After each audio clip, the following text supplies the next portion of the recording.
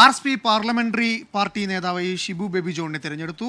മന്ത്രിസഭയിൽ ആർ.എസ്.പിക്ക് അർഹമായ പരിഗണന ലഭിക്കുമെന്ന് പ്രതീക്ഷിക്കുന്നതായി ഷിബു ബേബി ജോൺ പറഞ്ഞു. ബി.ജെ.പിയെ വിജയിപ്പിച്ചത് CPIM ആണെന്നും ആർ.എസ്.പി ആരോപിച്ചു. ഇന്ന് ചേർന്ന ആർ.എസ്.പി സംസ്ഥാന സെക്രട്ടേറിയറ്റ് യോഗത്തിലാണ് ഷിബു ബേബി ജോണിനെ പാർലമെന്ററി പാർട്ടി നേതാവായി തിരഞ്ഞെടുത്തത്. മന്ത്രിസഭയിൽ ആർ.എസ്.പിക്ക് അർഹിച്ച പരിഗണന ലഭിക്കുമെന്ന് വിശ്വസിക്കുന്നതായി ഷിബു ബേബി ജോൺ പറഞ്ഞു. 102 MLA-മാർ ഐക്യജനാധിപത്യ മുന്നണിക്കുള്ളപ്പോൾ ആർ.എസ്.പിക്ക് 4 MLA-മാരാണുള്ളത്. അന്നേരം അതിന്റെ പ്രായോഗിക തലത്തിൽ ആലോചിച്ചിട്ട് ജനങ്ങളുടെ മുമ്പിൽ അപഹാസ്യരാകുന്ന അവകാശവാദങ്ങൾ പാർട്ടി മുന്നോട്ട് വെക്കില്ല. കോൺഗ്രസിലെ മുഖ്യമന്ത്രി ചർച്ചയിൽ തങ്ങൾക്ക് അഭിപ്രായമില്ലെന്നും മുഖ്യമന്ത്രിയെ അവർ സമയമെടുത്ത് തീരുമാനിക്കട്ടെ എന്നും ഷിബു ബേബി ജോൺ. ഫ്ലെക്സ് കണ്ട് സ്വാധീനിക്കപ്പെടുന്ന ആളുകളല്ല ആർ.എസ്.പി എന്ന് NK പ്രേമചന്ദ്രൻ.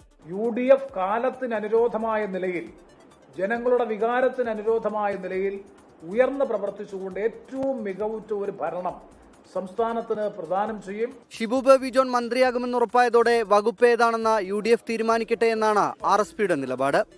24 തിരുവനന്തപുരം.